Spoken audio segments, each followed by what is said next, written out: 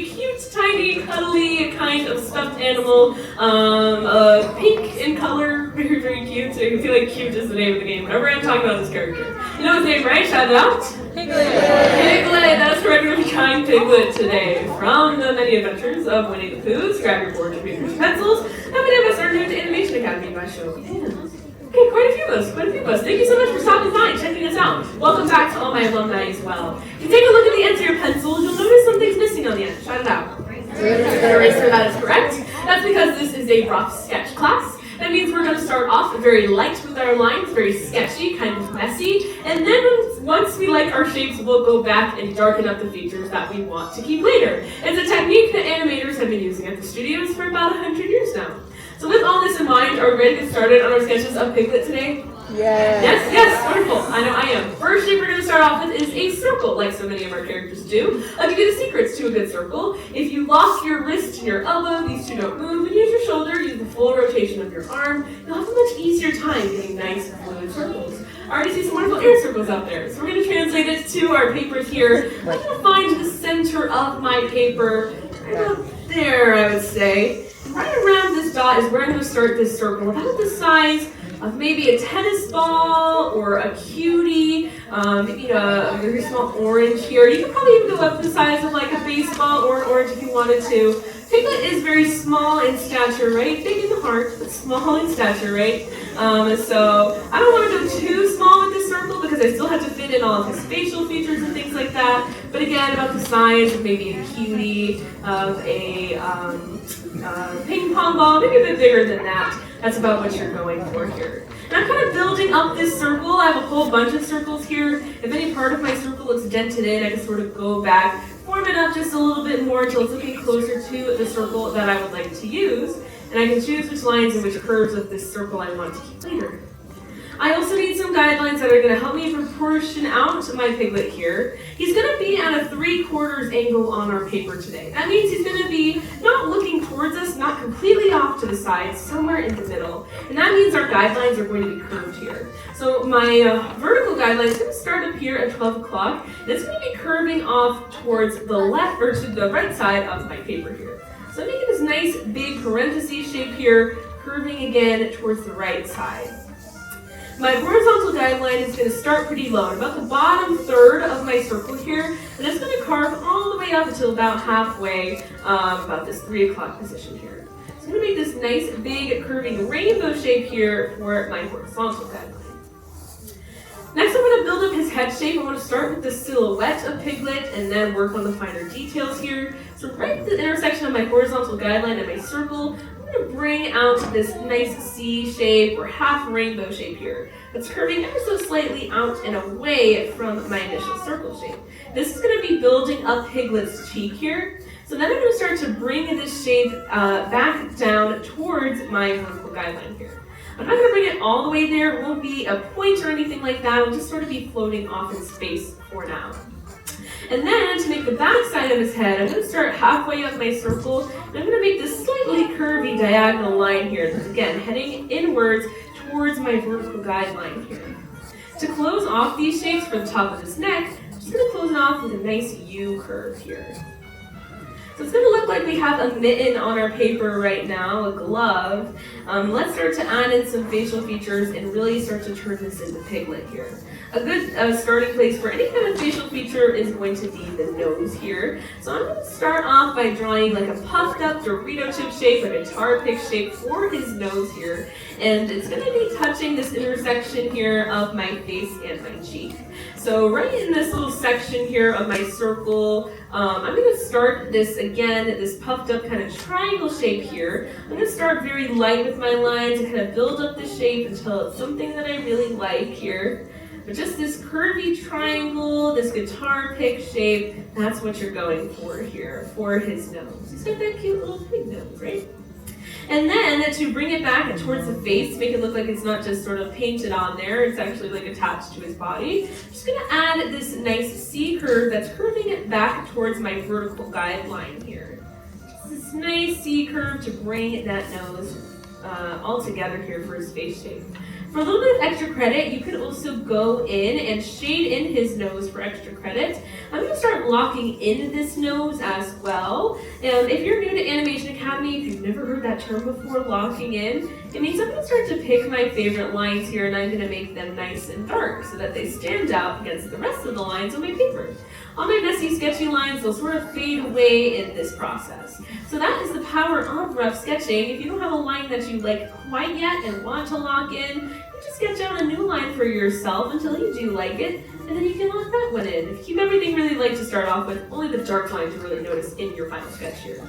Now it's a good time to actually go ahead and lock in this entire head shape as well. Nothing's really going to head outside of it, so I'm going to start to pick my favorite lines of my head shape and lock them in. And while I'm locking it in, let's talk a little bit more about Winnie the Pooh and the history of the 100-Acre Woods.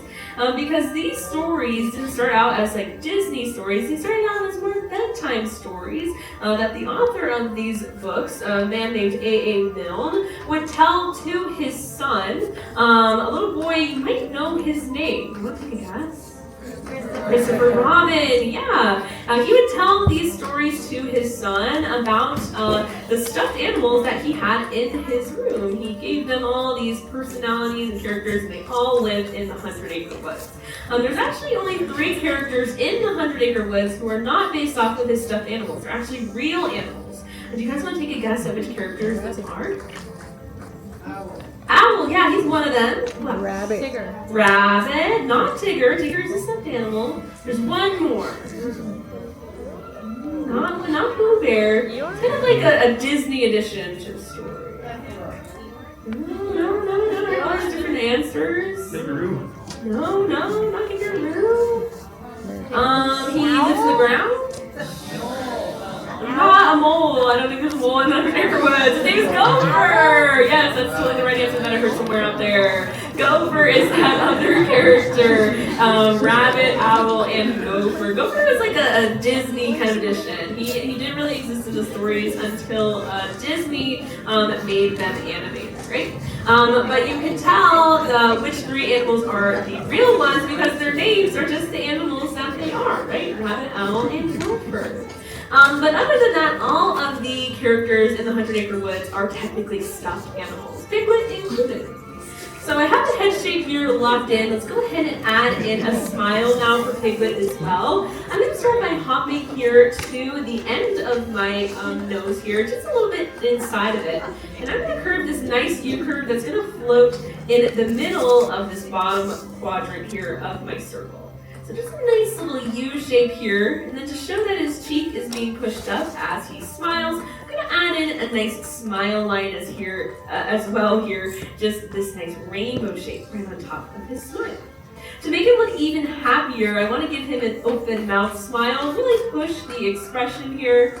So what I'm going to do is hop to the end of his smile, just bring down a nice U curve. Not too wide or anything, I don't want it to look like he is taking a bite out of the Big Mac. Just want him to look nice and happy here. I'm going to add in this U curve, and then what do we think we'll see on the inside of his mouth? Not teeth, he's so nice.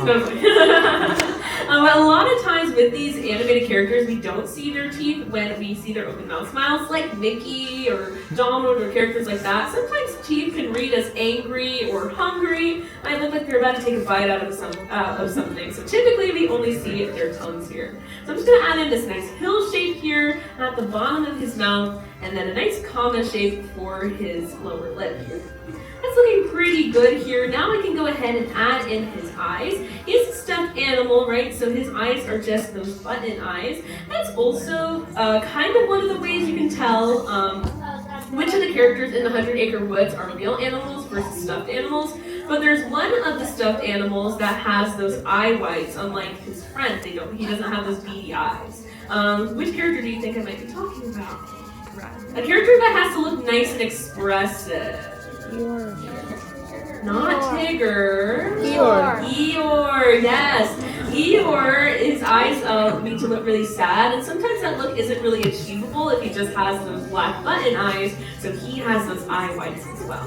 So for Piglet, his eyes are just going to be those beads, right? So I'm going to start right here, my horizontal guideline, just to the left of my vertical guideline, and I'm going to add in this little oval shape here.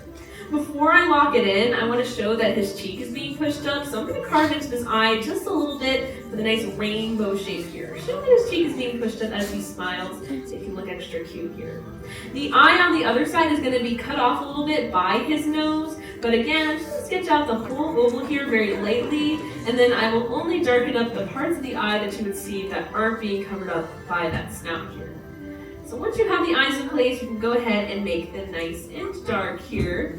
I'm going to go ahead and add in some eyebrows as well. Just these nice comma shapes here that are sort of floating above his head. The higher you make them, the happier he will be here. So I'm going to go ahead and add in these little comma shapes again, or these little apostrophe shapes, and then I'll thicken them up a little bit as I lock them in. Not super thick, no 2016 brows, just these nice little lines for his eyebrows here. With that in place, the last thing I want to add, not the last thing, one of the last things I want to add in is going to be the collar of his shirt. So I'm going to hop down to the bottom of his neck here, and if you want to draw in a full body Piglet, that is totally up to you. For me, I'm just going to keep it simple, add in the collar of that onesie that he wears here by adding in those two parentheses and then a nice U in between it to connect them. You can also take the side of your pencil here and shade it in because it is that darker pink kind of color as opposed to his head shape. But now we are missing something very important on the top of his head. What are we still missing? Ears. His ears, yes, he has very big, kind of cute piggy ears here. So what I want to do, his ears kind of remind me of leaf shapes, if the leaves were a little bit behind his head here. So I'm going to start with the ear that is on the right side of our sketch here. Starting here where my horizontal guideline is, or my vertical guideline is, I'm going to stretch across this half rainbow shape here. It's heading a little bit away from my circle here. I don't want to bring it too far out or anything like that. I'm just going to bring it about to where this point is. Once I have that in place, I'm going to start bringing it back towards the side of the head here. And I'm going to start very lightly with this small C shape here right at the end. And then I'm going to curve it around until it looks like a big stretched out S shape. That is the shape you need for those ears here. And his ear on the left is going to look the same. It's just going to be at a little bit of a different angle because he's at this perspective here. Now Piglet, he's a very beloved member of the 100-Acre Woods, right? He might seem like a little cowardly at times, a little bit shy, but he's super, super kind, super, super friendly. He is actually the only creature in the 100-Acre Woods who is able to read and write. Sometimes Owl likes to pretend he can, but if you look really closely, every time he's reading, those books are upside down. But Piglet, yeah, you know how it is. Piglet, he's actually small enough to fit into Christopher Robin's pocket. So he was able to go to school with Christopher Robin, and he was able to learn how to read and write here. So maybe you want to add in some extra credit. You want to add in maybe your favorite book. Maybe he is reading it as well here, or maybe he is writing a thesis, writing an essay. Totally up to you. I'm just making that same kind of shape here, this kind of stretched out S-shaped, leaf shape for his ears on the left side as well here. But once you have a shape that you like, anything else that you want to add is going to be considered extra credit here. You can add in any kind of background, make it look like he is hanging out at the 100-Acre Woods, he's hanging out with Christopher Robin, he's at school, maybe he is hanging out with Tigger or Pooh Bear, totally up to you. The most important thing you can do before you finish your sketch is going to be to add your signature. So find a place on your paper and sign your name nice and big and proud, because once you do, finished your very own sketch of Piglet. And with that, how do we do, everyone? Oh, so people are like fawning over the drawings, as they should, right? Piglet is like one of the cutest Disney characters ever, right? Here's a better question. Did we all have fun? Yes. The most important part of rough sketching and art in general, just having fun. I love to see these, so very fast I'm going to have an art show here. On the count of 3, I want you all to flip your boards and take a look around. No one drew Piglet by just saving here, okay? I'm adding some extra shading to my ears here, just taking the side of my pencil, adding in that extra tone here. Technically extra credit, but I'll give you to the count of 3 to flip those boards and take a look around as I finish the final details on my sketch too, okay? Ready? 1, 2, 2.5, 2 3/4, 3. Flip those boards. Let's see, Piglet. this side. He's looking so cute. You all nailed the facial expressions. He's looking so happy on everyone's favorite. Really nice dark lines here in the middle as well. Brainward up at the top. You have great line work. I can see it from here. I like the extra credit on our sketches as well. I did some backgrounds. This is so cute. He's looking so happy on everyone's papers. I like the shading up here as well. These are amazing. Give yourselves a round of applause. This you all definitely graduate from the Animation Academy. I think I have that authority, which means you can come back for your class for the rest of the day. And if we don't see you, thank you so much for joining us. And for now, class is dismissed. Bye, everyone.